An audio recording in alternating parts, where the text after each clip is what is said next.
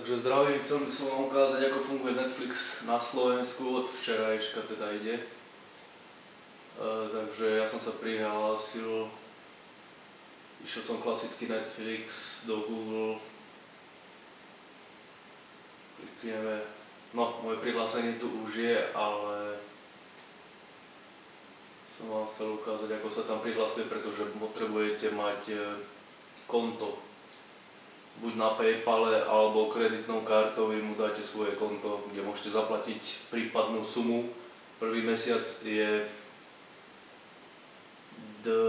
zadarmo a ďalší sa už platí potom. Tak si aspoň ukážeme, ako v praxi funguje Netflix. V slovenčine som tu neobjavil ani v češtine ani jeden film, takže zatiaľ to bude asi také, že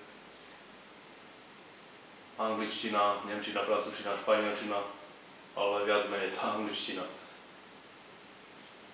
Momentíček, musíme aj trocha zvuk, aby ste počuli.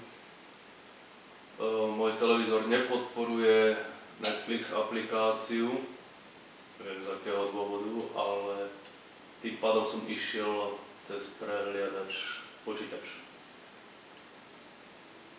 Tu vzadu, teda tu dole, vpravo si nastavujeme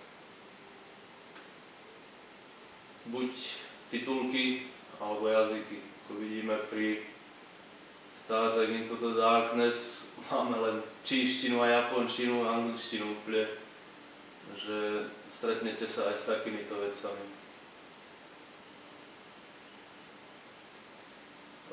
Doporúčam si vybrať štandard z programov, ktorí vám ponúkajú, teda profilov, basic, štandard a myslím, že nejaké ešte lepšie.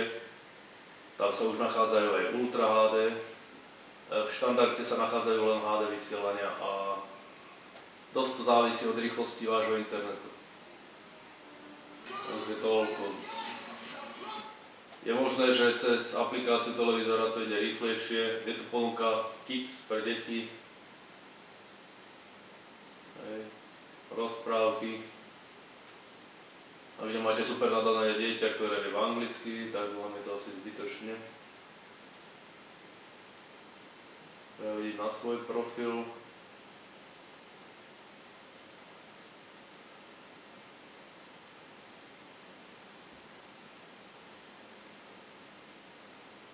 Väčšinou ten výber, čo tu je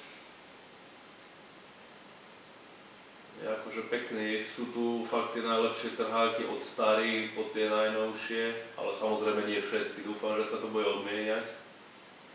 American Beauty napríklad, to som nevidel 100 rokov, Goodfather. Sú tu seriály hlavne a sú robené tak, že sú v sériách celých, čiže môžete si ich pozrieť jednu sériu za jeden deň, hej, ak máte čas.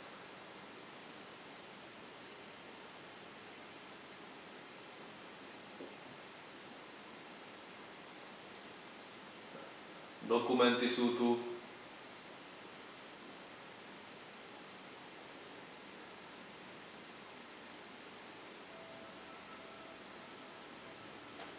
Vidíte, tu sú viacej možnosti na titulky v dokumentoch, ale dubbing V4 žiadny.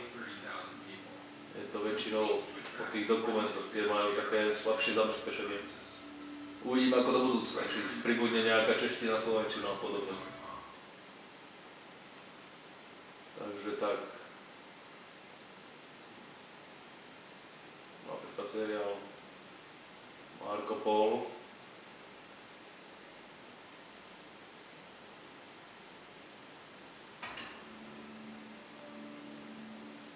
A tu už vidíme dubbingy. Francúzsky, anglický, nemecký a španielsky. Titulky rovnako k tomu. Musíme prepnúť do nemčiny, tá je nám trocha milšie teda mne.